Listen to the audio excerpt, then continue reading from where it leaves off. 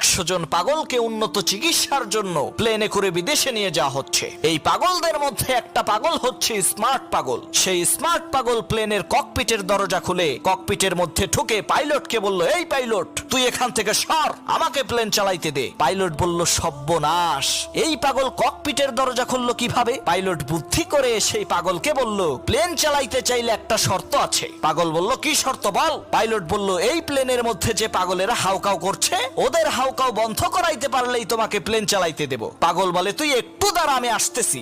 2 minute পর পাগল আবার ককপিটের মধ্যে ঢুকে বলল, এই পাইলট সব পাগলরে চুপ করাইছি, এখন প্লেন চালাইতে দে। পাইলট খেয়াল করে দেখে কথা তো সত্য। পাইলট অবাক হয়ে সেই পাগলকে জিজ্ঞেস করলো, কিভাবে তুমি এই পাগলের কিচিরমিচির বন্ধ করালে? সেই স্মার্ট পাগল বলল, আমি প্লেনের দরজা খুইলা দিয়া কইছি বাইরে বিশাল বড় মাঠ, তোরা কে কে খেলতে যাবি যা। সব পাগলেরা মেঘের রাজ্যে খেলতে গেছে।